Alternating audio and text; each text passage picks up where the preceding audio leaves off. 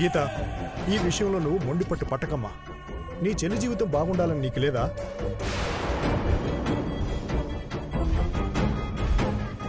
నీ తల్లిదండ్రులు అడుగుతున్న దానికి సమాధానం చెప్పు గీత. చెప్తాను స్వామి. అందరూ మీ వైపున్నప్పుడు నేనేం చెప్పినా ఎలా నమ్ముతారు?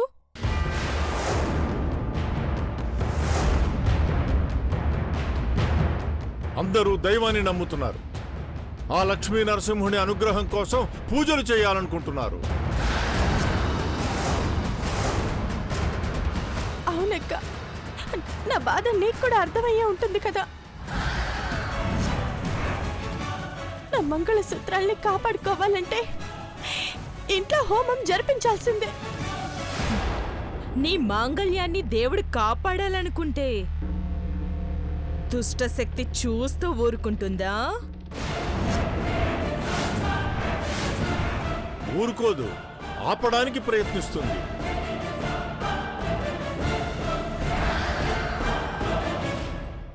ఆ ప్రయత్నంలోనే హోమమంటల్లో చిక్కుకుని సర్వనాశనం అయిపోతుంది.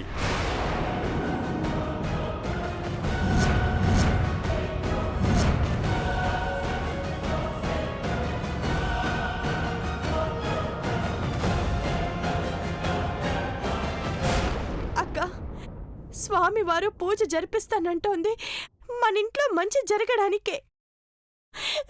దయచేసి జరగనివ్వు ప్లీజ్ అక్క. నాకైతే ఇష్టం లేదంజలి. పూజ ఇక్కడ ఈ ఇంట్లో జరగకూడదు. కుదరదు అని చెప్పడానికి నువ్వెవరు?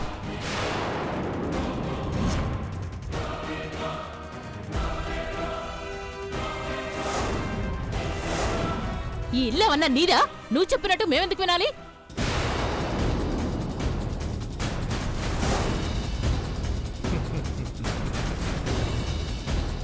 స్వామీజీ, అది వద్దు అంటే నేను జరిపించమంటాను. ఈర్ష్య కూడా అప్పుడప్పుడు మంచే చేస్తుంది. ఎవరు అవునన్నా కాదన్నా ఈ ఇంట్లో లక్ష్మీ నరసింహస్వామి పూజ జరిగి తీరాల్సిందే.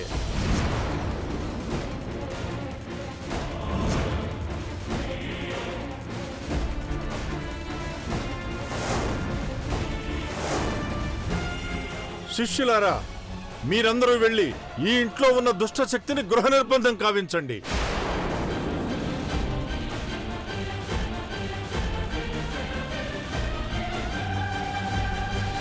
దిగ్బంధన ఏర్పాట్లు చేయండి.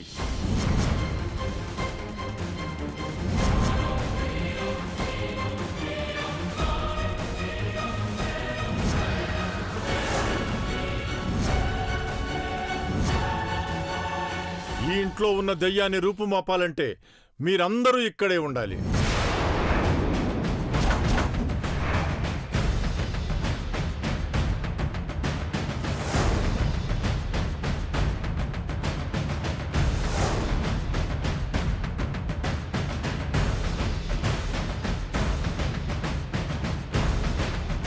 ప్రతి ఒక్కరూ స్వామి పూజలో పాల్గొనాలి.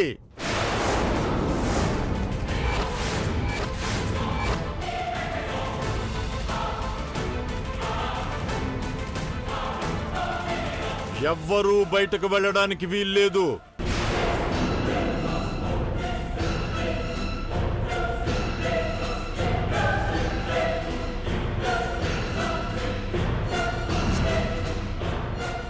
గీత దాటితే తలరాత ఉండదు.